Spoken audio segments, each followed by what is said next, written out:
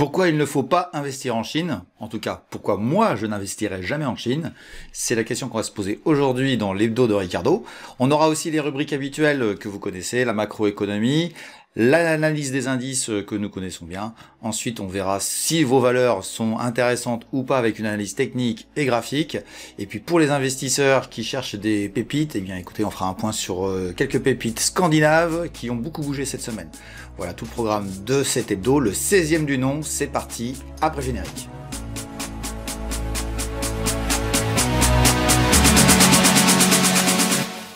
Bienvenue sur Fondamentalement Bourse, la chaîne des investisseurs qui ne se contentent pas d'essayer.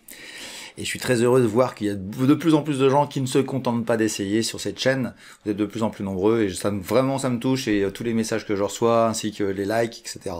Ça me fait vraiment plaisir, et sachez que ça donne envie de continuer. Voilà, donc on va continuer cet été. Je sais pas sous quelle forme on fera, peut-être qu'on fera un hebdo sur deux, on fera d'autres sujets, on verra bien. Mais en tout cas, je continuerai cet été à vous faire des vidéos instructives. Voilà, donc on va parler aujourd'hui, on va attaquer le sommaire tout de suite, on va parler aujourd'hui de macroéconomie, on va faire un point sur les 15 derniers jours, on verra que l'inflation fait ce qu'on avait prévu, continue à descendre, et puis on aura un angle de perception de ce que la Chine est et sera dans le futur, et vous verrez que la démographie est intéressante en Chine et que c'est un problème qui nous donne envie de surtout pas aller investir là-bas. En tout cas, moi j'irai jamais, j'ai jamais eu envie d'y aller, et je vous expliquerai pourquoi je n'ai pas envie d'aller investir sur les valeurs chinoises. Ensuite, on enchaînera sur les indices, où on verra que Nasdaq nous a fait un truc un peu bizarre cette semaine, et c'est pas vraiment le cas des autres indices qui, eux, ont plutôt tendance à être repartis à la hausse. Ça fait 15 jours qu'on s'est pas vu, et c'est assez impressionnant de voir comment la résilience des marchés encore en plein milieu de cet été. Et puis, on attaquera une nouvelle partie de cette vidéo, où je ferai toujours une parenthèse sur les pépites, et on suivra les pépites au fur et à mesure du temps, avec des choses à dire dessus, sur l'une ou sur l'autre, de telle manière à ce que vous ayez un suivi un peu plus régulier des pépites, et que ce soit pas une fois tous les 6 mois, de telle manière à ce que vous ayez des indications sur voilà, que ça fasse de l'éducatif, et que ça vous permette d'apprendre encore ce qu'est la bourse et comment voir si vous pouvez investir sur des sociétés et comment le faire. Voilà, ensuite on fera vos valeurs. Alors là, je vous le dis tout de suite parce qu'il y a quelque chose de très important cette semaine. Pour moi, c'est exceptionnel, mais il y a un abonné qui m'a donné une valeur. Je vais pas vous dire qui, je veux pas dire quoi, mais ça se situe dans notre pays amical, frère, qui est la Belgique, et je crois qu'il m'a trouvé... alors, faut dire, je la connaissais un petit peu, je l'avais déjà vu il y a 1 an ou 2, mais il m'a sorti un dossier, j'ai retravaillé dessus, et je crois qu'on a peut-être une future pépite au sein des valeurs que vous avez choisies. Donc on va étudier tout ça après cette introduction, et je vous souhaite une bonne vidéo à tous. Allez, c'est parti, on attaque directement la macroéconomie. Bon, allez, on va aller voir ce qui s'est passé sur les 2 dernières semaines au niveau macroéconomique. Ça a commencé, à vrai dire, mercredi 12 avec l'inflation américaine qu'on aperçoit ici, et donc c'est inférieur aux attentes sur tous les chiffres, donc ça c'est plutôt une bonne nouvelle, c'est pour ça que les marchés montent, hein, soit très clair. Et ce qui est très important, et je vous avais dit, je crois il y a il y a un petit mois, je voyais commencer à voir l'inflation core, l'inflation structurelle commencer à ralentir, et c'est le cas. Son augmentation faiblit, donc on est bien en augmentation, mais elle faiblit, ce qui fait que l'inflation globalement, elle tombe tranquillement. Je vais vous faire voir deux graphes qui vous permettent de mieux percevoir les choses sur une période plus longue que du mois au mois. Donc le premier, c'est l'inflation américaine ici, que vous voyez ici en baisse continuelle depuis des mois. Donc on est clairement arrivé sur, moi je trouve, les objectifs, on va dire moyen terme. Bon, ça peut descendre encore un peu, mais je vous avais dit cet été on va commencer à arriver en bas, et j'ai même émis l'idée qu'il y aurait des propos sur la déflation, puisque l'inflation va commencer à devenir ridicule. Déflationniste, pas encore, mais on voit des endroits où c'est en déflation, notamment sur les IPP. Donc la différence entre IPP et IPC, c'est que IPP c'est la production, l'IPC c'est les consommateurs, d'où le C et le P. Donc là c'est sur la partie consommateur et ça baisse, mais on a de la production qui est, elle, parfois négative sur certains endroits. Donc il y a la Chine, j'ai vu, il y avait aussi l'Espagne. Donc moi je pense qu'on y va direct vers des poches de déflation sur notamment la production, vu la chute des cours des matières premières et de l'énergie. Même si le pétrole a remonté un peu ces derniers temps, ce qui fait que je vous dis la prochaine fois, on peut déjà annoncer, hein, les prochains IPC seront un peu moins bons, un peu moins baissiers, à cause du pétrole qui remonte légèrement. Voilà, donc vous avez vu, hein, c'est super simple finalement. La partie corps de l'indice, voici sa courbe. Donc on voyait qu'il y avait quand même une accélération forte, et on voit les chiffres commencer à se retourner et à baisser, faire que bon voilà, la partie service commence à se calmer. Donc ça c'est aussi intéressant, et nous sommes donc aux États-Unis sur la partie corps. Voilà, donc pour l'inflation américaine, c'est ce qui fait que les marchés montent, ont beaucoup monté encore ces derniers jours. Pour en venir à notre tableau des informations macroéconomiques, ce qui est intéressant, c'est un peu plus tard, c'est la France qui, elle, je dirais, a une inflation qui est stagnante, on va dire. Ça remonte un petit peu, mais il y a pas grand-chose à retenir de ça. Et c'est encore les US qui nous font une information qui va être, je dirais, confirmée. Alors ça, c'est jeudi 13, mais jeudi hier, donc le 20 juillet, c'est la même chose. On a des inscriptions au chômage qui sont plutôt en baisse, donc c'est-à-dire que le plafond de 260 000 que je vous disais n'a jamais été percé, et on retombe tranquillement, donc il n'y a pas d'inscription au chômage, il n'y a pas de chômage malgré le ralentissement. Donc je vous confirme toujours l'idée que c'est un ralentissement, et en aucun cas une crise économique, et en aucun cas une récession importante pour l'instant. Voilà. Et puis on voit les prix à la production ici, hein, aux US, qui sont effectivement, comme je vous disais, au niveau production, on est proche du zéro, donc de la fin de l'inflation. Alors la semaine suivante, cette semaine, on va attaquer la semaine actuelle. C'est la Chine qui avait ouvert le bal avec sa production d'intérieur brut, hein, le PIB, qui au deuxième trimestre a finalement été à 6,3, donc c'est super, parce qu'on était à 4,5, bon on n'a pas fait 7,3, mais c'est 6,3, c'est un super redémarrage, blablabli, blablabla. Et puis on a la production industrielle aussi, qui redémarre fort, et qui est beaucoup plus forte que ce qui était prévu. Ça c'est plus intéressant que la production industrielle redémarre. Je vous le dis, je pense qu'il y a un phénomène déflationniste sur la Chine qui va faire qu'ils vont vendre beaucoup plus. Et à mon avis, il y a de l'agression tarifaire qui arrive. Alors soit on est acheteur de ça et on gagne, soit on doit baisser ses prix de vente, et il faudra faire ses bons choix au niveau des actions, puisque les sociétés qui subiront de la concurrence chinoise vont devoir baisser leurs prix et donc leurs marges. Enfin moi en tout cas c'est ce que je pense. Alors vous allez me dire 6,3, si on revient sur le PIB, 6,3, non, finalement c'est bien quoi. Ouais, c'est bien. Mais je vais aller vous faire voir la petite courbe, et vous allez vite vous calmer sur le sujet. Puisque, effectivement, nous sommes supérieurs ici, sur ce trimestre, sur le PIB chinois, mais nous recoupons ce chiffre-là. C'est-à-dire que le rebond de 7,3 qui a été prévu n'a pas été atteint. C'est-à-dire que le redémarrage de 6,3 ici, c'est un phénomène saisonnier, parce qu'il y a un an, on avait eu un gros trou d'air dans la progression. Ce qui veut dire que globalement, c'est pas terrible. C'est pas terrible du tout, et je vous le dis quand même, la Chine n'est pas sortie de l'auberge, et la Chine patauge dans la semoule de manière assez importante. Bon, on verra bien, mais personnellement, je pense que les chiffres qui sont face à vous sont pas si extraordinaires que ça. Il faut faire attention à la Chine. Alors je dis pas qu'ils vont se casser la margoulette, mais on va en faire le titre du jour. On va parler de pour moi un truc qui est assez important sur les marchés financiers, c'est que la Chine elle grossit, elle va être la maître du monde. Et je vais vous faire une parenthèse sur ça, puis ça sera même le titre de la vidéo, et puis on va en reparler tout à l'heure. Va falloir être très modéré sur le sujet. Mardi, les US nous ont donné des ventes au détail concernant justement la partie américaine.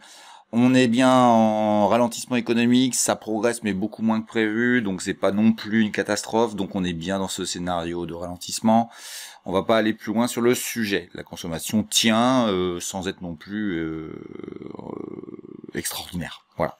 C'est mercredi que l'Europe a confirmé ici, comme vous le voyez ici, ces chiffres sur l'inflation. Donc on est toujours en baisse, c'est conforme à ce qui était prévu, et on est en forte baisse. On va aller voir aussi la courbe pour histoire de se mettre un petit peu plus sur longue période, et on voit quoi? on voit une baisse, hein, une baisse forte de l'inflation, donc ça y est, ça impacte bien, et ça continue, même si le pétrole nous a aidés, ça va remonter un peu, bon, bref, on est plutôt, voilà, et ce qui est intéressant à retenir, c'est que dans un des cas, on est à 3%, là où l'Europe, on est quand même 2,5-3% au-dessus, c'est pour ça que la politique des taux d'intérêt concernant l'Europe est pas du tout la même que celle que vous voyez aux États-Unis, même si paraît-il que tout le monde va monter encore ses taux de 0,25 points ce mois-ci. Je suis très étonné de voir les US continuer à faire ça. Bon, admettons. Il y a aussi un soutien au dollar, hein, qui à mon avis est caché derrière ces décisions-là. Il n'y a pas que le côté inflationniste. Pour moi, l'inflation aux États-Unis n'est plus un problème. Pour moi, c'est attirer les capitaux vers les US et mettre peut-être la pression aussi sur les autres pays et notamment des monnaies, et aussi maintenir le fait que les États-Unis achètent énormément à l'étranger avec un dollar fort. Ça leur permet de payer pas très cher. Voilà. Donc voilà pourquoi la hausse des taux est pas due maintenant. Pour moi, c'est pas dû à l'inflation. On est en train de noyer le poisson et on utilise l'inflation comme bouc émissaire, mais c'est pas, c'est plus raisonnable d'avoir des taux d'intérêt réels. C'est vraiment la notion du dollar et l'hégémonie du dollar. Je rappelle qu'il y a une réunion des BRICS dans pas longtemps en Afrique du Sud et qui risque d'annoncer, apparemment ce serait pas vrai, mais qui pourrait annoncer la création d'une monnaie basée sur l'or. On verra bien si ça se fait par rapport à ça. Alors, on va revenir un petit peu sur le reste. Donc voilà, pour l'inflation, hein, c'était une période importante pour l'inflation. Donc tout baisse comme prévu, j'ai envie de vous dire. Comme on le dit depuis des mois ici sur cette chaîne, on n'est pas rendu en bas en Europe, il y a encore beaucoup de boulot, et il y a encore je trouve qu'il y a plus d'intérêt au niveau des US, donc je dirais qu'au niveau des US, les taux d'intérêt ne devraient plus monter, et c'est en tout cas ça qui fait monter les cours de bourse, c'est la baisse de l'inflation, et la partie structurelle commence à se modérer fortement aussi. Sinon, pour la fin de semaine, c'est jeudi que ça s'est terminé. Alors, nouveau chiffre du chômage ici, qui est plutôt bon et qui fait qu'il n'y a pas de chômage.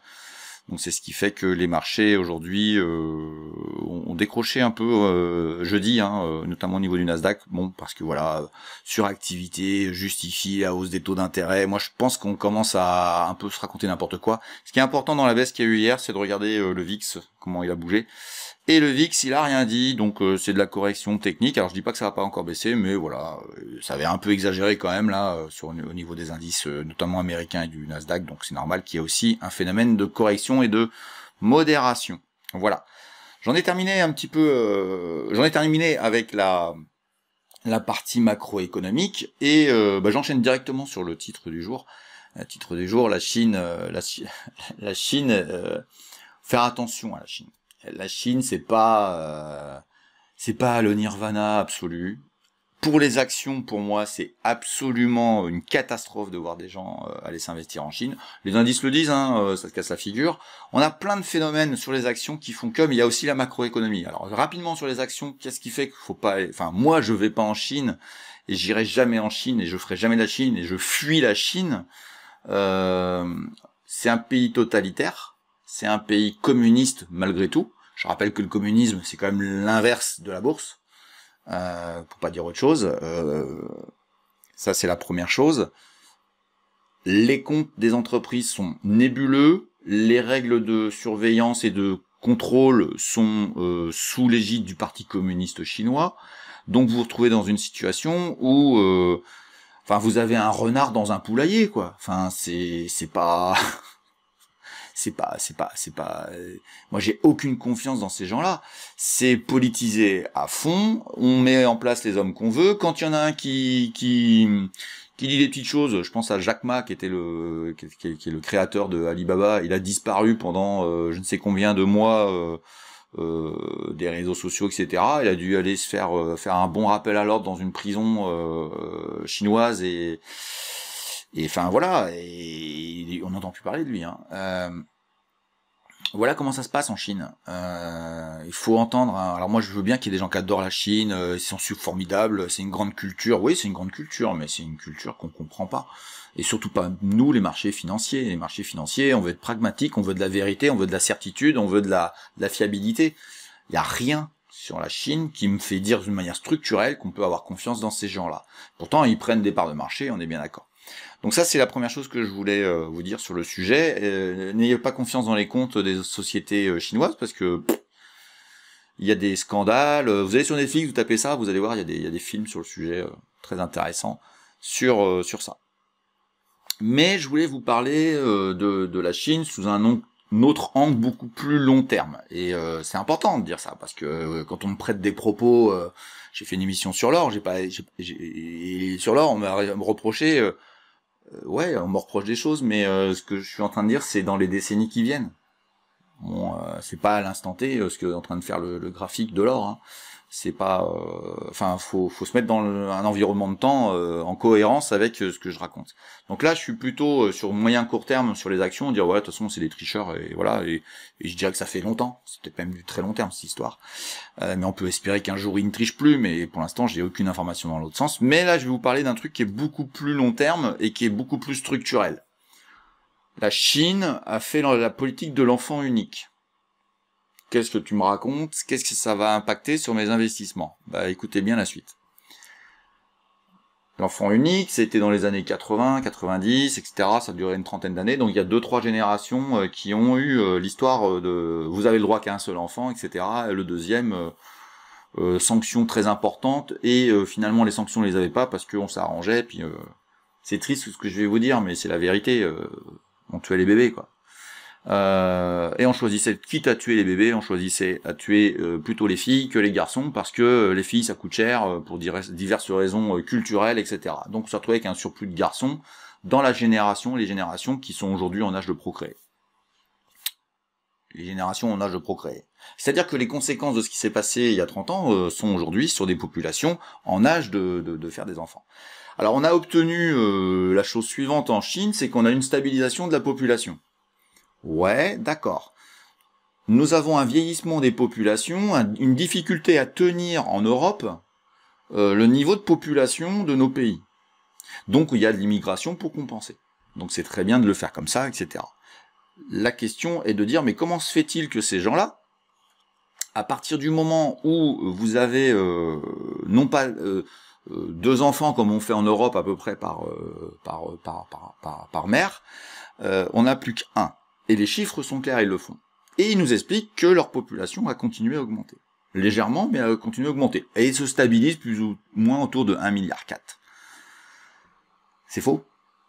C'est totalement faux. Vous prenez une règle de 3, très simple, très basique. Vous prenez sur 30 années, parce que ça dure depuis très longtemps, et vous arrivez au calcul suivant, dire mais c'est pas possible que la population soit maintenue. Parce qu'on n'est pas trop au courant d'une immigration forte en Chine. Hein. Elle n'existe pas. Donc à partir de ce moment-là, les 2 raisons pour lesquelles vous auriez des entrées, enfin une population supplémentaire qui est des naissances et de l'immigration n'existe pas, et on vous dit que la population se maintient. Alors j'avais lu un truc, mais j'ai pas réussi à retrouver la source, mais c'était intéressant de voir ce que le gars calculait. Il calculait le fait de dire, ben aujourd'hui, si vous appliquez parfaitement ce que le Parti communiste dit au monde entier, la vérité c'est que vous avez une population qui n'a pas baissé, et donc la population n'a pas eu de mort depuis 30 ans. Donc les gens meurent plus.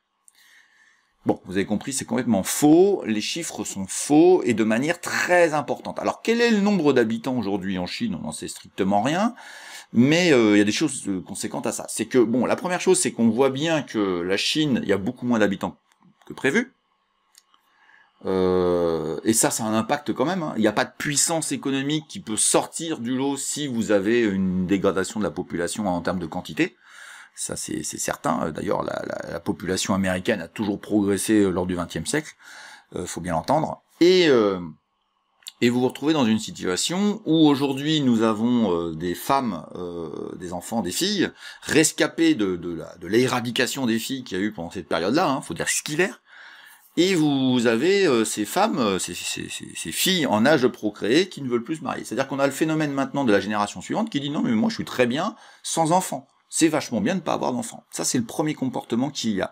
Il y a un deuxième comportement qui est pas dit, et qui, moi, je trouve, est évident, mais quand vous avez des femmes qui, toute leur enfance, ont entendu dire de leur mère, tu es une rescapée, et tu as la chance d'être vivante, parce que on peut le dire, on a tué beaucoup de filles dans cette période-là.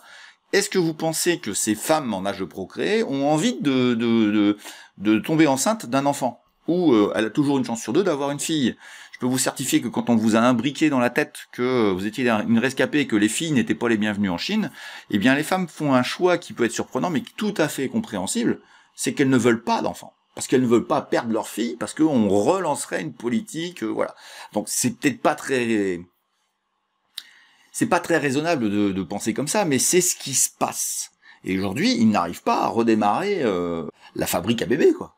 Tout simplement. Et aujourd'hui, vous vous retrouvez avec une démographie chinoise en perdition. Et quand je dis en perdition, faut entendre ce que je dis. Là aussi, qu'on soit clair, l'impact à l'instant T, il n'existe pas. Et demain matin, il n'y aura pas de conséquences, mais sur 10, 15, 20 ans, mais c'est gigantesque, c'est même catastrophique.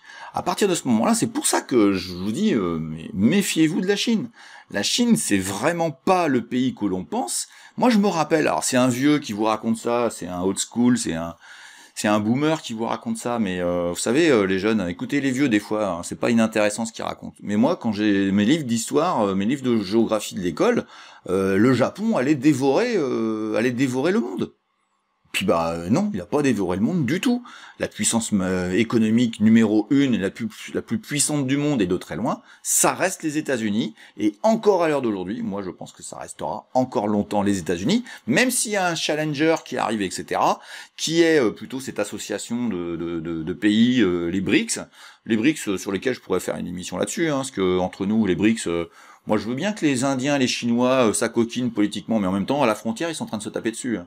Je veux bien aussi que le Pakistan devienne copain avec l'Inde, mais ils sont aussi en train de se taper dessus sur les frontières. Donc, vous savez, une association politique basée sur je déteste... Quel est notre point commun? C'est je déteste les États-Unis.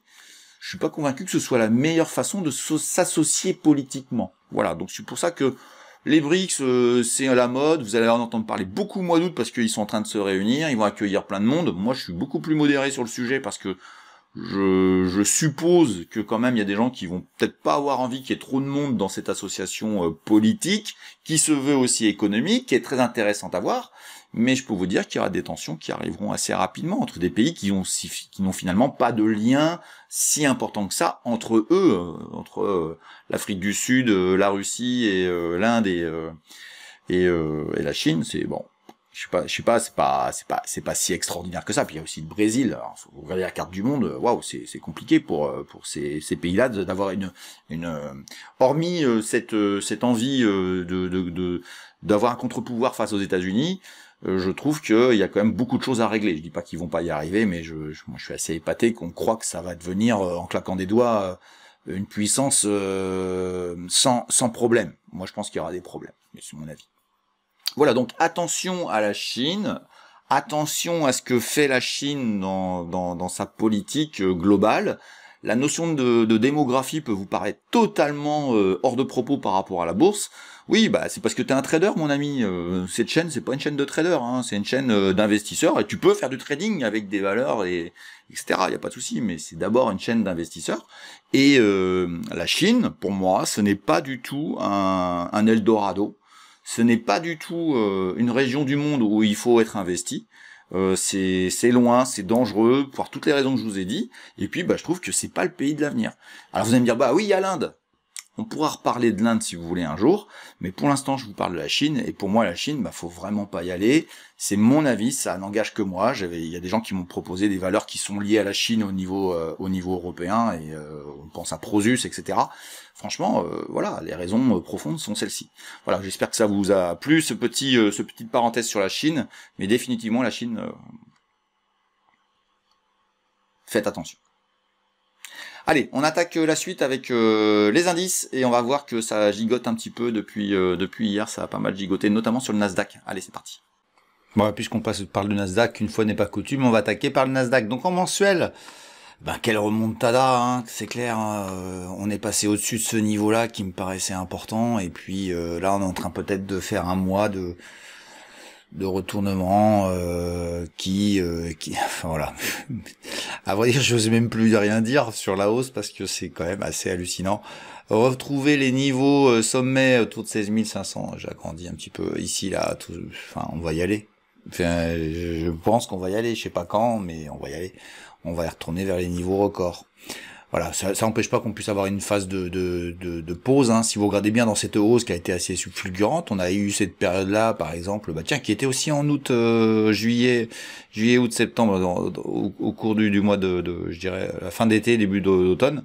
On est resté dans ce niveau-là pendant 4 mois. Donc voilà, c'est ça qui est intéressant de voir, avec clairement un niveau ici qui était intéressant. Et puis on l'a retrouvé, le sommet de ce niveau-là, on l'a retrouvé quelques mois plus tard, et puis après on est reparti. Voilà, donc ça peut parfaitement faire pareil, et puis partir vers le haut. On va regarder en hebdomadaire, c'est un peu plus clair. Voilà, donc le niveau qu'il y avait ici, je vais le supprimer parce qu'il a plus d'intérêt. On fait ça en direct ensemble. Voilà, et puis j'avais un niveau qui a été... Alors, on s'est pas vu depuis 2 semaines, en tout cas, j'ai pas fait d'hebdo depuis 2 semaines. Donc on était ici il y a 2 semaines, ça a remonté, ça a cassé, là c'est en train de se retourner. Hier, il y a eu une grosse séance de baisse qui a été assez violente. Je pense que Tesla a aidé aussi. Mais, retour sur 15 285, hop, assez probable, ça c'est assez certain, mais j'ai envie de vous dire, c'est toujours aussi tant qu'on est au-dessus de cette oblique qui reste quand même très puissante. Alors je vais quand même passer ça en vert. C'est pour moi un nouveau support, et puis on peut oublier celui-ci qui devient sans intérêt. Voilà, donc pour cette chose-là, je vais regarder s'il n'y a pas un autre truc à faire au niveau technique. Si, je vois quelque chose, ça. Voilà, on a un point d'impact ici approximativement bon. On va le mettre parfaitement là. Donc voilà. Donc nous serions peut-être dans un biseau ascendant dont la probabilité statistique est de casser vers le bas et d'aller retrouver des niveaux plus bas. On verra plus tard. Pour l'instant, on est dedans. On a tapé la borne haute, on se fait renvoyer, donc voilà, ça c'est intéressant, et on verra bien ce qui se passe dans les semaines qui viennent sur le sujet du Nasdaq. Je rappelle que le Nasdaq est constitué essentiellement des tamamans, donc je pense à Tesla, Amazon, je pense aussi à Alphabet, la maison mère de Google. Le dernier venu, c'est... il y a Microsoft, hein, il y a Amazon, j'en ai oublié un certainement, et puis il y a Nvidia qui s'est invité depuis peu de temps. Donc, et Apple, évidemment.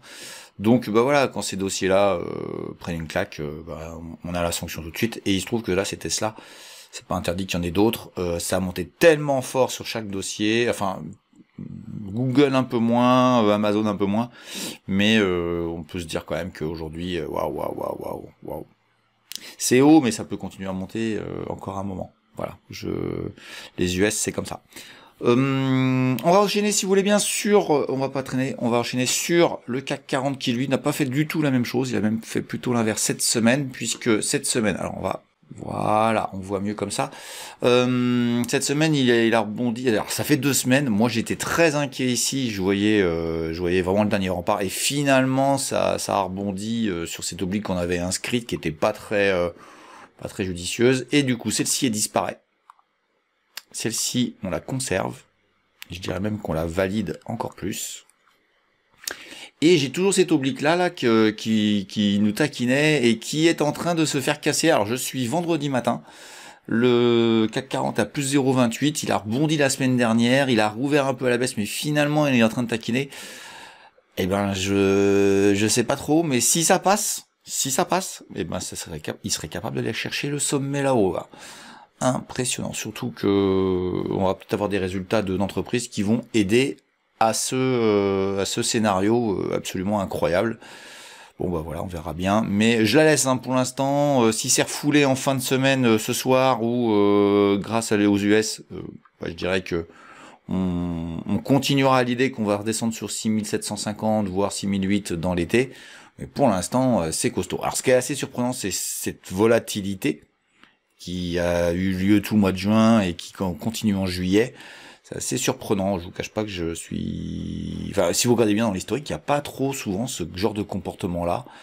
Donc on a vraiment un marché qui est dans l'expectative. Voilà. Je vais revenir vite fait sur les US avec un indice qu'on regarde pas souvent, c'est le Dow Jones, qui corrobore quand même l'idée qu'il n'y a que le Nasdaq qui a des soucis, donc c'est très ponctuel sur quelques valeurs.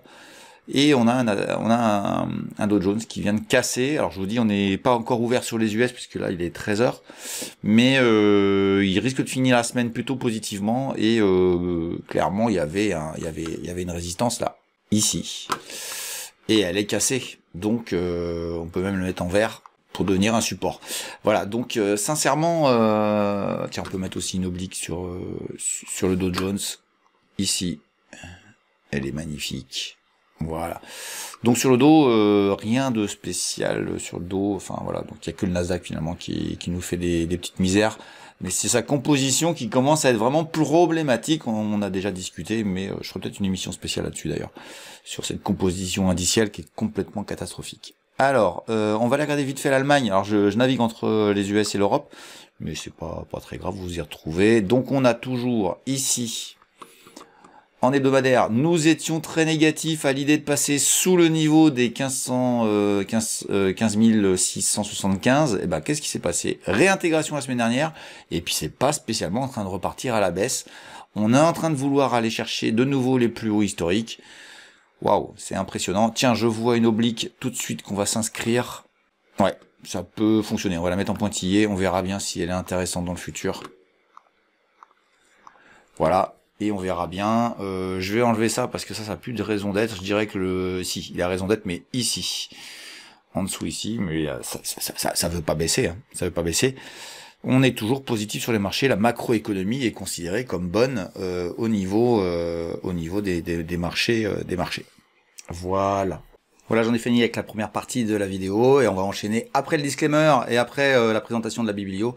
On enchaînera sur vos valeurs et puis on va insérer une nouvelle rubrique, c'est le suivi des pépites de l'indice PTDR et c'est donc juste après le disclaimer. Allez, c'est parti.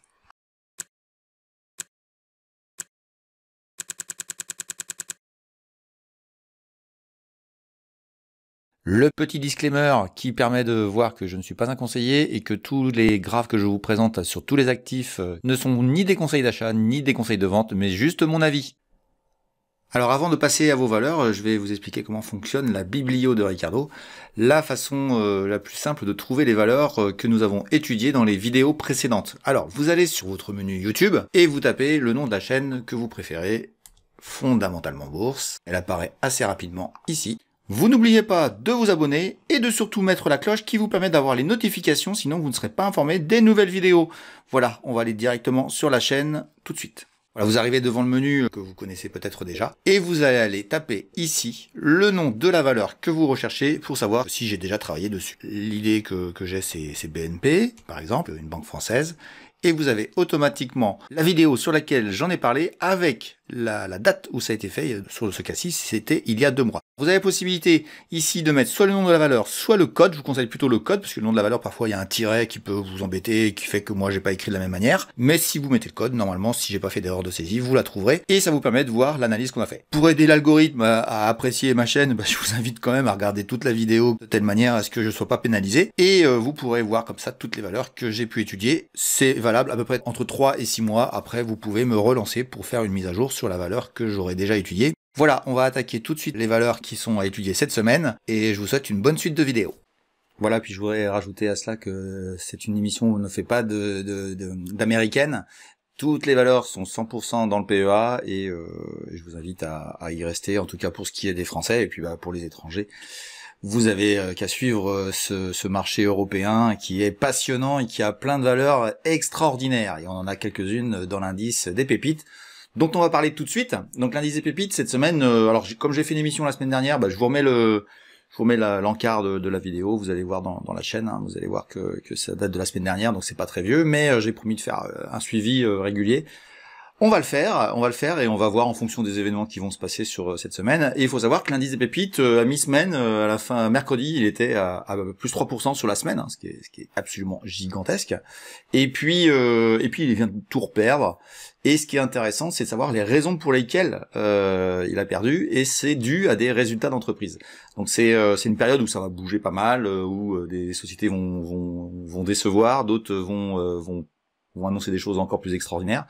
Et il se trouve que il faut savoir lire tout ça, et à partir du moment où vous savez lire ça, je vous jure que vous allez beaucoup plus vous amuser sur les réseaux, sur les marchés. Et on va faire un petit tour de 4 valeurs. Alors j'ai pas fait exprès du tout, mais c'est 4 valeurs scandinaves.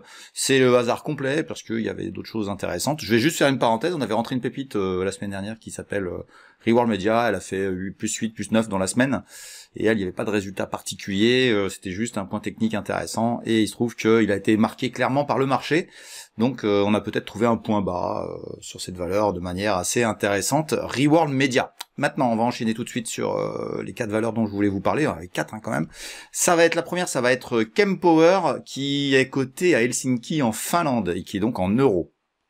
Alors cette semaine, qu'est-ce qu'a fait notre pépite finlandaise? Elle est pas très vieille dans l'indice, mais elle monte tout le temps, hein. Faut dire ce qu'il est. Eh bien, écoutez, elle a pris une accélération assez forte puisqu'elle a démarré lundi à 33 €. Elle est actuellement à 42, donc c'est absolument gigantesque. C'est stratosphérique, mais je vous dis, ce dossier est stratosphérique.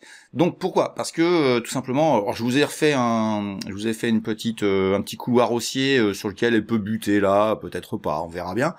On est en hebdomadaire et qui fait que voilà, c'est un couloir peut-être sur lequel je dirais si on revient dessus, ce sera pas inintéressant. Mais on a aussi ce couloir ancien qui est maintenant un support. Il avait été cassé ici et réintégré. Et ici là, je pense pas qu'il va réintégrer.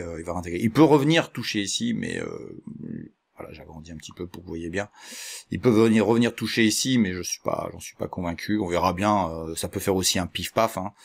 On verra bien ce qui va se passer. Pourquoi? Parce que simplement Kempower vient d'annoncer encore des résultats extraordinaires et a revu tous ses objectifs à la hausse. Voilà la sanction que donne le marché à cette news. Donc accompagné de volume en plus, comme à chaque fois, ça fait des mois que ça dure. Et le dossier est déjà à plus 350% de plus en introduction, et depuis qu'on l'a rentré dans les pépites, je sais même plus, c'est plus 30. Ça n'a pas d'importance. Ce qui est important, c'est de savoir que c'était vraiment un dossier qui montait et qui méritait de rentrer dans les pépites, et il donne toute l'ampleur de ce qu'il est capable de faire. Je peux vous jurer que les chiffres sont absolument impressionnants. Voilà, on va enchaîner sur une autre valeur qui a bien monté. C'est VOV, et ça se trouve à Oslo, et donc là c'est en Norvège. À vrai dire, on va faire le tour de la Scandinavie.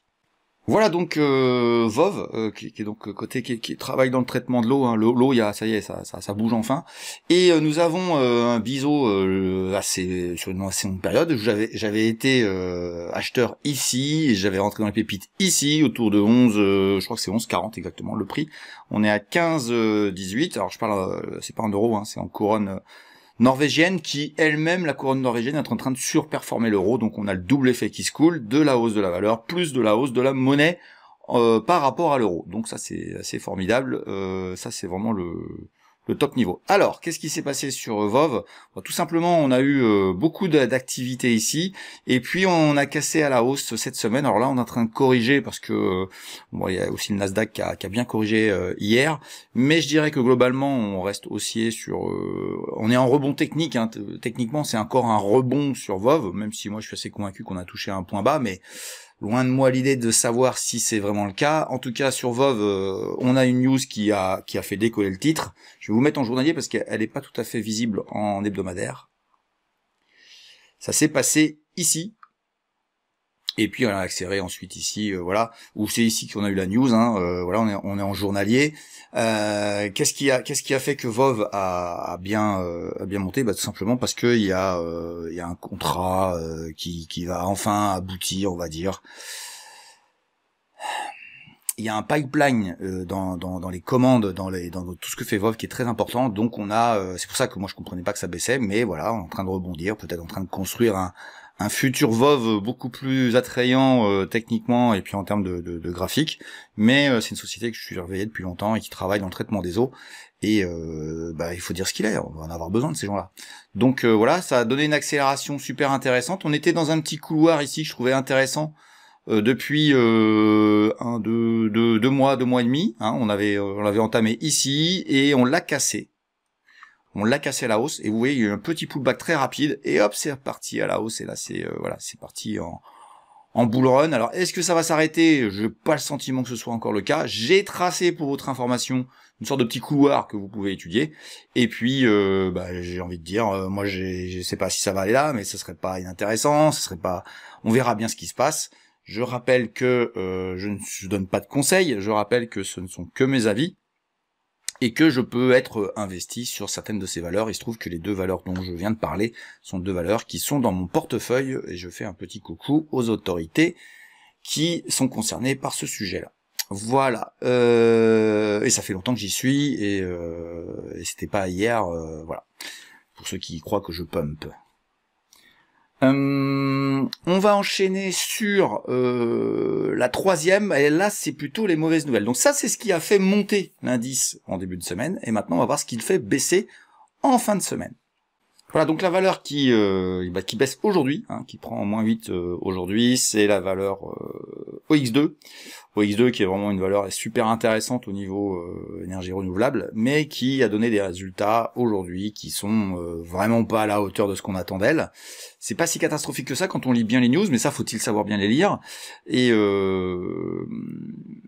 ben ça fait que -8, évidemment -8, ça aide pas l'indice à monter, donc c'est un résultat qui va emmener le dossier un peu plus bas, ce qui est super intéressant. On va se mettre en journalier, et vous voyez que l'oblique hebdomadaire là qu'on a depuis un temps certain ici, on a été la toucher, et c'est le jour des résultats. D'ailleurs, on peut enlever tout de suite celle-ci.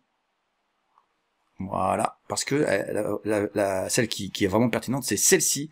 Et on tombe dessus, on sait que les résultats, les gros savent très bien que les résultats sont là, et qu'est-ce qui se passe? Il y a un mauvais résultat, et bien voilà, la sanction, la voici. Très rapidement, ça part à la baisse avec du volume, on vend, et à vrai dire, notre oblique, elle a résisté, elle a été pertinente, et celui qui fait pas d'analyse technique, devinez quoi? Eh bien, il ne gagnera jamais d'argent, parce que, voilà, faut prendre acte de ça. Faut prendre acte de ça. Et il se trouve que OX2 est assez simple, entre guillemets, en termes de trading à gérer, parce que elle est pas très compliquée à gérer. Je dirais que pour l'instant, on est toujours intéressé par ce support à 65, voire 63, voire au pire à 60.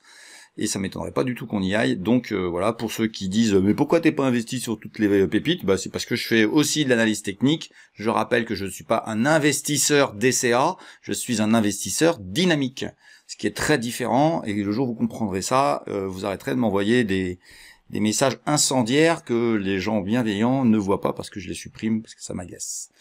Voilà. On enchaîne sur une autre valeur qui a pris une belle claque cette semaine et qui expliquera bien des choses sur ce mouvement dans l'indice des pépites. Et voici le graphique de MIPS, qui est elle à Stockholm, comme OX2 d'ailleurs. Alors, je vous fais une parenthèse quand même sur les Scandinaves. Autant je suis emballé, mais emballé par ce qui se passe en Finlande et en Norvège, autant je suis perplexe vis-à-vis de ce qui se passe sur la côte de Stockholm, qui est vraiment une place hyper intéressante, mais il faut admettre qu'en ce moment, c'est vraiment pas ça. À ceux qui croient qu'il faut rester sur une seule place financière et qu'il reste que sur la France, je vous le dis tout de suite, vous allez maudire la place française dans quelques mois, ou si c'est pas déjà fait. Voilà, moi je m'intéresse toujours à des places différentes, parce qu'il y a toujours une qui performe. Et en ce moment, c'est pas du tout Stockholm. Et nous avons MIPS, notre fameuse boîte qui fait des casques de vélo, qui a donné des résultats, elle aussi, assez mauvais. Et elle est coutumière du fait depuis quelques mois, et c'est pas pour ça qu'elle a continué à baisser.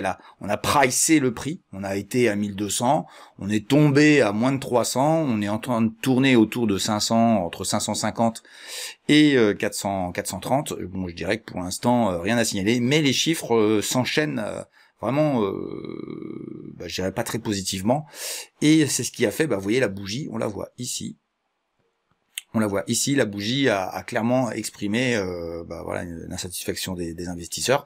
Et je dirais qu'on a définitivement validé que notre couloir haussier ici n'existe plus. Voilà, on est bien dans un range entre donc 550 et 430. Donc ça a l'air de vouloir rebondir légèrement. On va aller voir le quotidien en journalier ce qui se passe. Voilà, donc on a très simplement, hein, les news sont simples chez MIPS. On est ici, ça avance, ça ouvre ici, donc gros gap baissier qui a été racheté dans la journée. Hop, j'agrandis, qui a été racheté dans la journée et qui a été renvoyé dans ces 22. Donc là, c'est vraiment, ça bouge. Moi, je vous le dis, hein, la Scandinavie, j'adore, mais par contre, je vous le dis quand même, j'ai de l'expérience. La Scandinavie, c'est pas fait pour les nouveaux. Hein. Ça bouge autant que les États-Unis et ça, personne ne le sait, tout le monde s'en fout et avec moi qui le dis d'ailleurs. Parce que personne s'y intéresse, alors que c'est vraiment un terrain de jeu pour les traders qui savent jouer à la volatilité. Globalement, bon voilà, la baisse, on a tout le temps ça. Quand ils annoncent un mauvais résultat, on a tout le temps la même chose chez MIPS. Regardez, ici, on était à un niveau de prix de 530, c'était un résultat qui a été vendu, et boum, tout le monde a racheté. Donc qu'est-ce qui s'est passé là? Ça a fait pareil, sauf que là, ça a revendu très rapidement dès que ça a rebouché le gap, ça a revendu très rapidement. Ça veut dire quoi? Ça veut dire que là, il y a des gens qui sont quand même vendeurs de papier de manière assez importante et qui fait que ça va peut-être casser. On verra bien. En tout cas, actuellement, MIPS, c'est quand même c'est pas extraordinaire.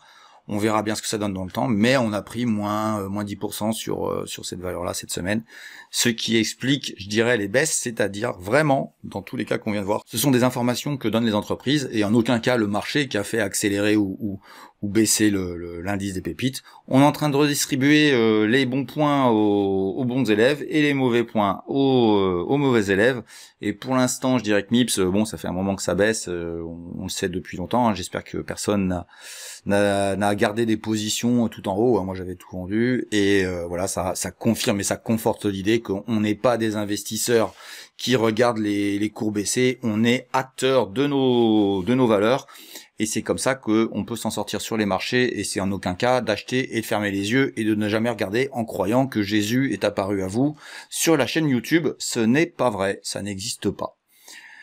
Voilà, on va enchaîner si vous voulez bien. Alors j'ai fait un petit tour de ces quatre valeurs. Si vous appréciez ce côté-là, dites-le moi en commentaire, n'hésitez surtout pas. Moi j'apprécie énormément vos commentaires, hein. J'en ai maintenant des dizaines et des dizaines.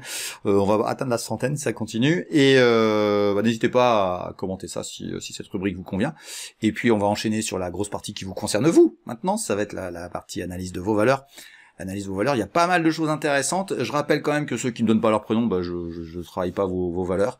Et on va faire un petit tour sur des sociétés intéressantes. Et puis je vous le dis quand même, il y a une société belge là que m'a ressorti un abonné là. Ouais, je vais me pencher dessus. Hein. Va falloir, voilà. Alors je vous dis pas où elle est dans la vidéo, mais je peux vous jurer que waouh, il y a un dossier. Enfin, la Belgique, il y aura quelque chose d'intéressant. Peut-être pas. Hein. Mais en tout cas, moi, je vais regarder ça de plus près. Allez, je vous souhaite une bonne suite de vidéos. Alors avant de passer à la suite, je voudrais faire un petit coucou à mon sponsor, DarwinX. Donc DarwinX, c'est la fintech régulée dans toute l'Europe et au Royaume-Uni qui investit jusqu'à 10 millions chaque mois sur ses meilleurs traders. Vous pouvez, grâce à leur plateforme, lister vos stratégies en tant qu'actifs financiers, lever des capitaux sous leur licence et être rémunéré sur la performance de vos investissements. Comment ça marche exactement? Eh bien, je vous laisse aller faire un tour sur leur site web. Je vous ai mis le lien juste en dessous dans la description. En bonus, si vous avez déjà un historique sur MT4, vous pouvez connecter votre compte existant et le rendre éligible en quelques étapes simples. Alors si vous êtes un trader profitable ou en voie de le devenir, n'hésitez plus, DarwinX est la solution pour vous professionnaliser. Allez, c'est parti pour la première action qui est française et qui s'appelle Memscap et qui m'a été proposée par Pierre. Alors comme on voit là sur le mensuel, on a une accélération assez impressionnante. Hein. Si on regarde un peu plus sur long terme, on voit que ça faisait très longtemps que Memscap était capé entre guillemets par une oblique et puis il a cassé violemment. Ça fait maintenant 8 mois que ça monte sans s'arrêter. C'est raté. Moi j'ai raté, j'ai pas vu. J'étais à autre chose apparemment. Voilà, donc c'est bullish à fond, hein, comme on dit. Et on va regarder si tu veux bien en hebdomadaire pour voir ce que ça donne, s'il y a des trucs à faire. Et moi j'ai que ça. C'est-à-dire que j'ai rien du tout. Je t'ai mis juste des pointillés. Donc les pointillés c'est pas sûr, hein, il y a que deux points de contact. Peut-être une oblique qui se mettrait en place. Donc un retour sur cette oblique ici pourrait être intéressant, à quel moment je ne sais pas. Et puis peut-être qu'on n'est pas loin de plafonner autour de ça. Donc je l'ai mis en parallèle de celle-ci. Mais si ça se trouve c'est ici, si ça se trouve on y est. Hein. Si ça se trouve on y est. La saison, vu ce qui se passe sur le Nasdaq, c'est peut-être là où ça va se calmer. Donc bon voilà, on la laisse ici, on verra bien ce que ça donne. On va la dupliquer à la limite, histoire de bien se rappeler. Voilà, donc moi je dirais aujourd'hui c'est quand même très compliqué de rentrer graphiquement là-dessus, sachant que même Scap, voilà, elle est quand même déjà à x5. Autant que je te dise pas de bêtises, oui on était autour d'1 euro, on est à 5. x5 en 8 mois, bon bah voilà, le gros effet. Ce qui est dommage, c'est parce que mais personne me l'a dit, je comprends pas. Ici là, fallait s'intéresser au dossier. Ici, il fallait s'intéresser au dossier et tu serais intéressé, t'aurais pas été acheteur au plus bas, mais à 1,40 € et 1,50 €. Et il aurait été facile de faire x3, mais ça c'est facile à dire quand on regarde ça après. Voilà, donc moi c'est pas un dossier que je suivais, j'ai vu ce qu'il faisait. Plutôt intéressant, je vais regarder fondamentalement si c'est encore intéressant. Je reviens tout de suite. Ouais, c'est un beau dossier. Raté. C'est un beau dossier. Commence à pas être donné. Mais quand c'est bullish comme ça peut monter encore longtemps. Comme ça peut être la fin. C'est pour ça que moi je dirais pas. C'est que je sais pas du tout si ça va continuer ou pas, et j'ai pas de protection proche pour faire ce qu'on appelle un risk reward faible. Donc personnellement, voilà, c'est pas un dossier qui me donne envie, même si entre le moment que tu m'as écrit ta demande et maintenant, bah ça a encore monté pas mal.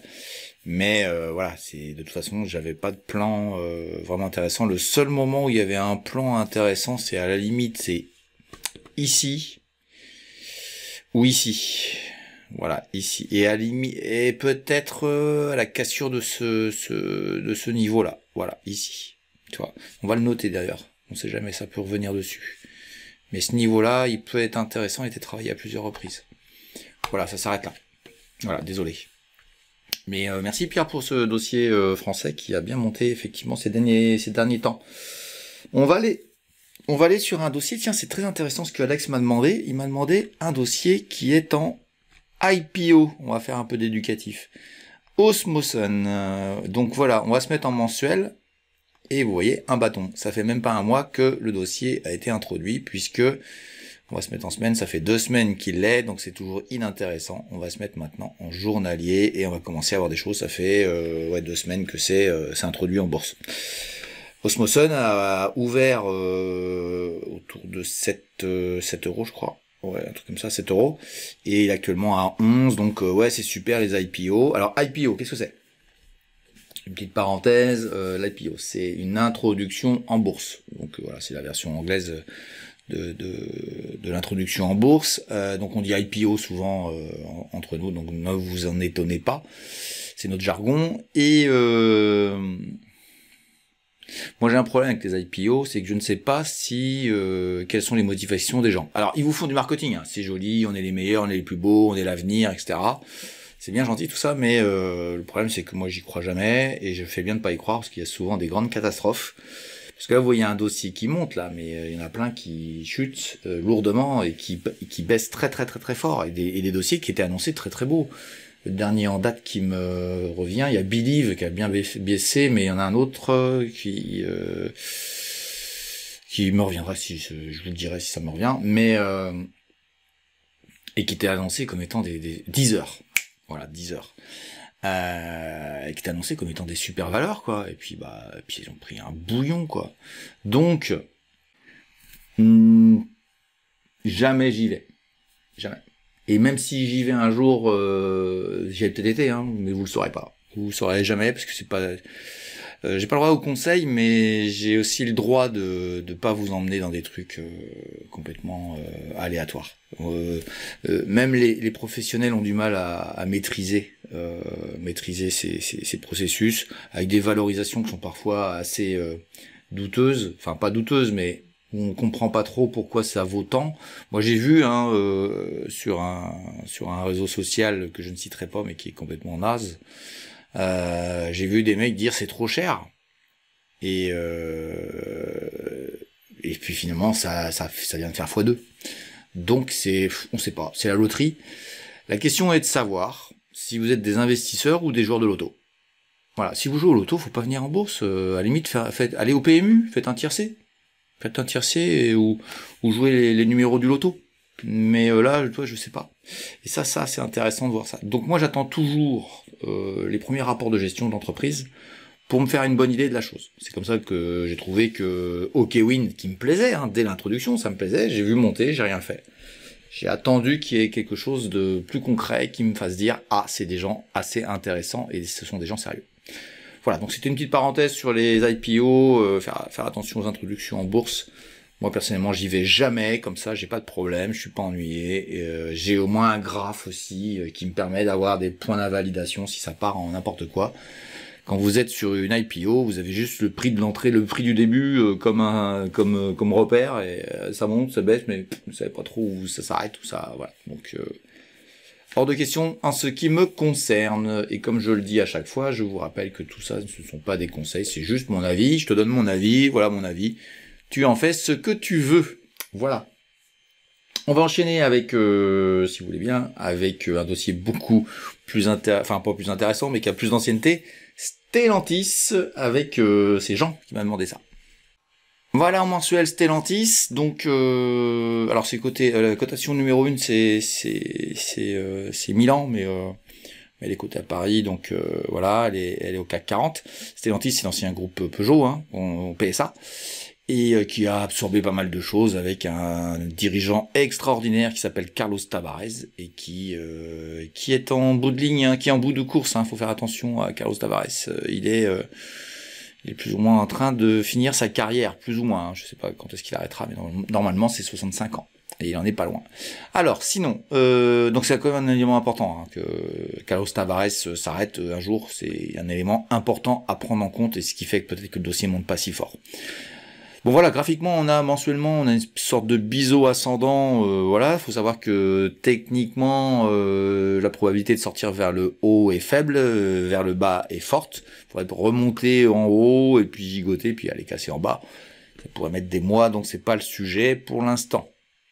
Ce qui est intéressant en hebdomadaire, par contre, c'est une petite oblique que j'ai aperçue ici, que tu peux retenir, et ce serait bien que ça travaille, je dirais, longtemps ici, quelques semaines, quelques mois, pour ensuite casser, et ça ce serait très sympa si ça voulait bien faire comme je te le souhaite. Voilà, si tu n'es pas dedans. En tout cas, moi personnellement, à ce niveau de prix là, je suis pas du tout intéressé par le titre, que ce soit techniquement, même en termes de voilà, je suis pas du tout constructeur automobile, ça m'intéresse pas du tout. Il y en a qu'un qui pourrait m'intéresser, à la limite, c'est Tesla, et je pense pas que c'est plus le sujet, quoi. On va dire, c'était il y a quelques années qu'il fallait s'intéresser à Tesla. Voilà, donc je suis regardé un peu fondamentalement, je sais que c'est pas cher, mais je vais voir un petit peu, je vais me mettre à jour, je vais en profiter. Ouais, c'est pas cher. C'est pas cher, ça fait longtemps que c'est pas cher, c'est même pas cher, à vrai dire, c'est ultra pas cher. Ça fait super longtemps que tout le monde dit que c'est pas cher, et ça fait ultra longtemps que tout le monde est investi dessus, les fonds, j'entends parler partout, tout le monde est dessus, et ça monte pas. Ce qui veut dire que si tout le monde est dessus, personne n'achète plus, tout le monde est positionné et attend que quelqu'un s'y mette, c'est un peu, on regarde en chien de faïence. Ouais. Enfin, moi, j'achèterai pas, mais j'arrive pas à comprendre comment ce dossier-là est aussi peu cher. Si ce n'est que peut-être parce que Carlos Tavares est en fin de course. C'est peut-être ça. Je sais pas. En tout cas, ce qui est certain, c'est que si ce dossier baissait, ce serait une opportunité phénoménale. Il est déjà extrêmement peu cher. Voilà, c'est peut-être... c'est incroyable. C'est incroyable. Si, c'est justement incroyable. C'est la bourse, c'est comme ça. Et pour ça que j'aime pas les grosses mémères. Parce que ça déclenche pas, ça met un temps fou, on y croit, puis un jour il y a une mauvaise nouvelle, et puis tout s'effondre, et puis t'as tout perdu, et t'as rien gagné. Voilà pour Stellantis, en tout cas c'est c'est un joyau, hein, c'est une superbe entreprise, genre, hein, qu'on soit clair, hein, mais personne n'y croit. Il va falloir qu'il se passe quelque chose pour que Stellantis accélère. On va passer à Tarkett avec Sébastien. Et donc Tarkett, nous voilà avec un dossier qui va pas très bien, et on va aller regarder tout de suite les fondamentaux parce que je voudrais aller vérifier quelque chose. Ouais, c'est bien ce que je pensais. J'ai vérifié ce qu'il y avait. Je pensais qu'il y avait une OPA. Il y avait eu une OPA effectivement et qui a échoué de peu puisque la famille de Konak a eu 85% des voix. Il faut 90% pour qu'une OPA provoque une offre de retrait, une OPR obligatoire, enfin où tu es obligé d'apporter tes actions si tu n'es pas d'accord avec l'OPA. Il faut dépasser les 90% pour l'opérateur qui lance l'OPA. Et eux n'ont pas atteint 90%, ils ont atteint 85%, et donc elle a échoué. Et donc on va aller voir en hebdomadaire, même si bon en mensuel, voilà, t'as une oblique ici, tu vois, il y en a une ici qui est assez sympa. Mais enfin voilà, ça va être un titre qu'il va falloir fuir à mon avis et pas s'intéresser du tout pour des raisons techniques. Voilà, donc l'opéra avait eu lieu là. Et elle s'est clôturée plus ou moins ici, et avec un échec. En tout cas, ils n'ont pas eu 90%, ils n'ont pas pu retirer la valeur. Donc du coup, il y a eu un phénomène de baisse et puis de d'effondrement du cours qui est, pour moi, qui est pas dû au fondamental de l'entreprise, qui est dû juste à la technicité que l'OPA a échoué. Donc il y a eu il y a eu des gens qui ont spéculé dessus. Et puis bah voilà, le résultat c'est que c'est redescendu. Donc il y a plus du tout de volume. Si tu regardes bien ici, tu vois, il y a plus aucun volume du tout. Pour moi, le dossier est mort, ça peut rebondir, il peut y avoir des traders qui s'amusent dessus, mais moi, je vois pas l'intérêt pour un investisseur sur ce dossier-là. D'ailleurs, je comprends même pas pourquoi les ayants droit n'ont pas continué à acheter des titres, parce qu'ils auraient pu récupérer les 5% qui leur manquent, donc je trouve ça un peu bizarre. Voilà, donc dans ces cas-là, moi je m'abstiens complètement, et voilà, tu fais ce que tu veux, mais moi je m'abstiens, j'ai pas d'intérêt, et puis surtout si ça va en dessous, là, si t'es dedans, va-t'en, mais enfin, moi j'ai aucun intérêt sur un dossier comme ça. Je vais vite voir les fondas pour te dire quand même si c'est une belle boîte, mais moi j'aime pas trop au target, hein, mais je vais te dire quand même s'il y a des chiffres intéressants. Sans intérêt. Pour moi, aucun intérêt. Ce dossier ne m'intéressait pas et je confirme ce que je pensais. Voilà, on va enchaîner si tu veux bien. Non, c'était Sébastien qui m'a demandé ça. On va enchaîner avec Jérémy qui m'a demandé un dossier Aiko. Ça faisait longtemps qu'on en avait parlé. On va aller voir ça tout de suite. Voilà, donc Aiko en mensuel, hein, donc on est dans une sorte de biseau, on va dire long terme peut-être. Hein. En tout cas, ça traîne depuis très longtemps. Ça fait 20 ans qu'on est entre 7 et 2,50. Bon, voilà. Je sens que tu devines ce que je vais te dire. Voilà pourquoi je m'y intéresse pas du tout. Alors, techniquement, tu as quand même un intérêt, c'est que tu es sur un niveau intéressant. Alors je rappelle qu'on est j'enregistre jeudi soir après clôture, donc il y a encore demain pour clôturer la semaine, mais la semaine se présente en étant ici. Alors il y a le Nasdaq qui baisse bien là, il y a le CAC 40 qui est bien remonté, enfin bon bref, on verra bien. Mais t'es sur zone de support, en tout cas c'est pas bête si ça passe en dessous. On va mettre tes petits bonhommes, hein. Évidemment si ça passe en dessous, tu te sauves. Et puis ici je serais quand même assez douteux, hein, qu'on soit assez clair par rapport au sujet. Mais c'est vrai que là c'est une zone, ça peut être une zone intéressante. Je vais aller voir vite fait les fondas, voir si Aiko a changé, mais pour moi c'était pas intéressant. Je vais aller voir, je vais me mettre à jour. Merci à tous, hein, vous me mettez à jour souvent. Bah oui, voilà, la mise à jour est faite. Donc je suis toujours d'accord avec moi-même. C'est vachement bien ça quand on est d'accord avec soi-même. Moi ça m'intéresse pas du tout, pas du tout. Voilà, y a rien. Il y a rien à tirer de ce dossier-là. Ça peut monter, hein, qu'on soit d'accord. Hein, tu vois, il y a le niveau ici qui peut être sympa. Tiens, je vais te mettre pour faire plaisir, un niveau de 6, hein, comme on est à 4,62, ça peut faire un trade sympa, ça peut faire un swing sympa. Mais ça m'intéresse pas. Ça m'intéresse pas du tout. Voilà mon ami. Désolé pour ce soir, disons, j'aime pas grand-chose. Et on va enchaîner avec un dossier que j'aime pas trop non plus. Hein. D'ailleurs, Laurent, tu m'as demandé GL Event, qui est dans le vent, mais qui, pour des raisons diverses, ne me plaît pas. On va regarder un petit peu ça tout de suite. Alors, GL Event, hormis le graphique, vous voyez, hein, ça fait des années que c'est entre 30 et 6-7, hein, donc bon, c'est quand même, ça permet de faire des beaux trades, mais pour moi, c'est pas de l'investissement, ça peut être ce que j'appelle moi du swing long terme, mais c'est pas de l'investissement. GL Event, ils font de l'événementiel, donc ils sont dans le spectacle, ils sont fébriles par rapport à des événements dans le monde. On l'a vu avec le Covid, on l'a vu. Enfin voilà, donc c'est des dossiers. J'ai beaucoup de mal avec ces dossiers-là. J'ai rien contre le monde du spectacle, au contraire. mais en bourse, c'est pas compatible. Hein. Il y a des gens qui disent, il y a quelqu'un avec une bonne réflexion qui m'a dit les maisons de retraite ne devraient pas être en bourse. Je suis complètement d'accord avec lui. Bah, j'ai envie de vous dire que tout ce qui est artistique et spectacle, alors je sais que GL11 ne fait pas que ça, mais ils font de ça. Pour moi, ça devrait pas être coté, quoi. L'art, c'est l'art, quoi. Voilà, enfin, c'est mon avis. Ça changera rien que je dise ça changera pas la face du monde. Mais voilà, donc moi j'aime pas pour des raisons comme ça parce que c'est assez complexe, je trouve, à comprendre ces dossiers-là. Ils ont des moments, ça va, ça vient, quoi. C'est le monde du spectacle, quoi. Voilà, tout simplement. Donc, sinon, je t'ai mis une oblique qui est un peu surprenante, mais des fois, quand même, ça là. La petite méchouillette là que tu vois ici, des fois tu la prends, tu regardes, et là il se trouve que ça fait 3 points d'entrée, donc je te l'ai mis en pointillé quand même. Pointillé, ça veut dire que je suis pas totalement sûr, mais elle peut avoir de l'efficience. En tout cas, surveille-la bien. Mais et pour l'instant, elle a l'air de dire, moi je veux pas que ça aille plus haut que ça. Voilà. Et puis en bas, il y a un niveau qui est beaucoup plus bas. Hein. On est à 7 euros, on est très loin puisque là on est actuellement à 20. Voilà pour le mensuel. On va aller voir un peu plus en hebdomadaire, voir s'il y a des choses sympas à faire. Et moi, j'ai découvert, avec une certaine certitude, ce couloir ici, que tu vois ici. Donc avec la borne haute, qu'on a touché assez violemment. On s'est fait renvoyer très violemment à ce moment-là. Et on est en train de retravailler un niveau de 19 qui a été bien travaillé plusieurs fois. Donc je te l'agrandis ici. Donc là, c'était intéressant. Il y a peut-être une petite oblique là, mais bon voilà.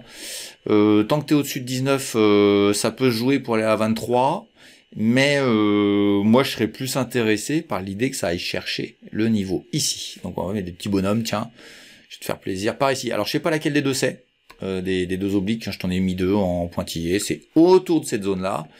Et puis ici, je pense que ça aurait du mal, et puis encore plus ici, si ça débordait, fais attention de pas te faire renvoyer. Voilà, mais moi je suis pas fan de GL11, je vais aller vite voir les fondas, voir si ça bougeait, mais je crois que c'était pas extraordinaire.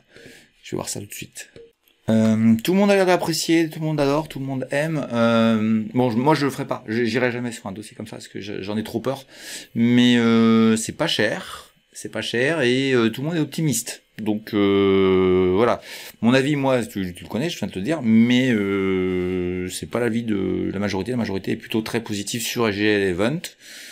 Voilà, moi c'est pour des raisons plus de business model que je suis pas intéressé par ce type d'entreprise, mais fondamentalement ça tient la route de ce qu'ils annoncent, dans le futur, de ce qu'ils font, de comment ils se portent financièrement. Donc voilà pour GL Evans qui est coté à Paris. Et on va aller se promener un petit peu maintenant à l'étranger. On a fait beaucoup de France là. On va aller se promener un petit peu sur la Belgique. On va aller voir une société qui s'appelle IBA. Voilà, donc IBA c'est Ion Beam Application, je crois, hein, de mémoire. Si tu m'excuseras si c'est pas tout à fait bon. C'est qui est-ce qui m'a demandé ça? C'est Fabrice. Et c'est belge. C'est une boîte que j'aime bien, mais je vais aller vérifier les fondamentaux tout de suite pendant que vous regardez le graphe mensuel. Je vais m'intéresser au dossier. Comme je disais, j'aime beaucoup ce dossier-là. Et ce dossier-là, je vais m'y pencher dessus très sérieusement. Voilà, j'en dis pas plus. Je pense que tu as compris. On va regarder les graphiques en hebdomadaire. Ça me plaît beaucoup, à vrai dire, ce qui se passe. Mais il faut que ça donne graphiquement aussi. Voilà, il y a une oblique ici. Alors, je reviens sur le mensuel, excuse-moi, je suis un peu perdu. J'ai carrément une oblique ici, long terme, hein, qui était autour de 6 euros, qui était magnifique, qui a été touché pendant le Covid. Et j'ai un niveau ici qui n'a pas encore été retouché depuis, autour des 24-25, qui est vraiment une barrière absolue pour IBA. Alors, entre guillemets, ils font dans le médical, hein, ils sont dans l'équipement médical. Et nous avons une oblique ici qui est super intéressante, alors qui est peut-être pas très bien tracée, mais pour moi, elle est assez pertinente ici. Voilà, elle est pertinente ici parce que elle a été se promener sur ces niveaux-là, ici, et puis ici, c'est pas très propre non plus, mais enfin, ça a une bonne gueule. Moi, je dirais qu'il faudrait attendre que ça passe au-dessus. Parce que Ricardo, là, il va te dire positif, ça se joue. C'est pas pour ça que on aura raison, hein. C'est intéressant ce dossier-là. Et ici, cette oblique, elle est super sympa. Et ce serait pas mal que ça aille se promener ici et que ça nous fasse plaisir avec... Ah tiens, je te mets autre chose. Il y a un support ici. Ouais, il y a un support qui même travaillera ici, à mon avis. Ça pourrait venir ici, ça peut être très sympa pour une entrée. Et puis essayer espérer un rebond qui nous ramène ici. Puis après que ça casse, ce serait sympa. Ce serait sympa que ça se passe comme ça. Évidemment, tout scénario que je viens de vous dire, eh ben, il peut être invalidé par une news dès demain matin. Je rappelle que les news sont invalidantes ou confirment ce que je vous dis. Ça peut changer. Moi, c'est en fonction des éléments que j'ai aujourd'hui. Voilà, et pour l'instant, moi, je suis toujours... Ouais, IBA.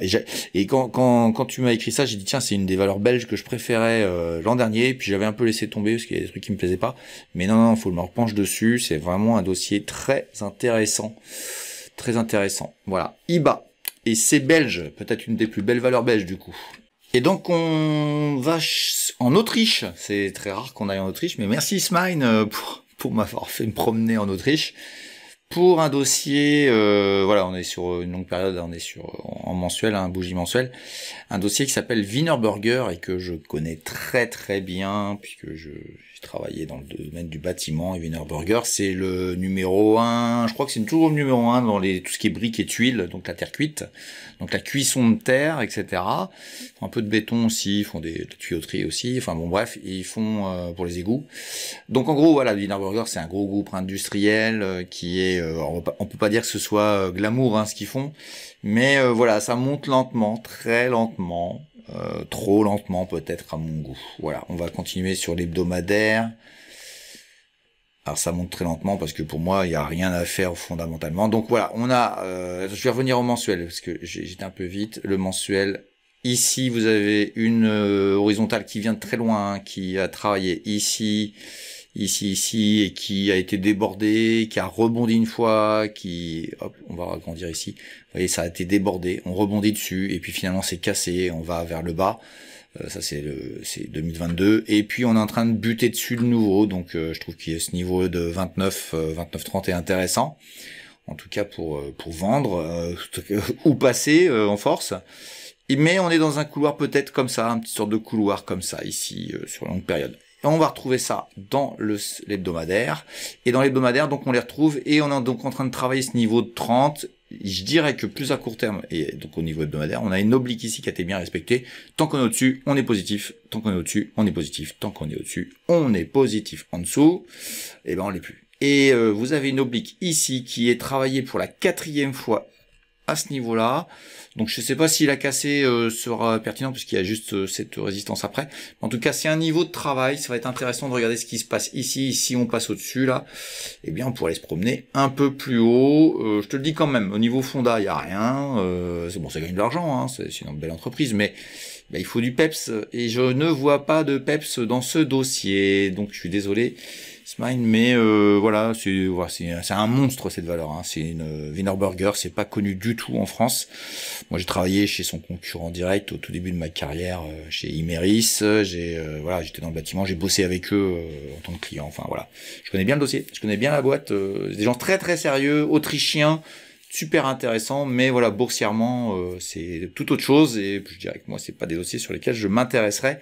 Je vois pas l'intérêt sur ce titre-là. Voilà pour Wiener Burger. Voilà, puis si vous voulez que je traite des valeurs que je n'ai pas encore vues, n'hésitez pas à me mettre un commentaire en me disant quelle valeur vous voulez que j'étudie pour la prochaine vidéo de cet hebdo.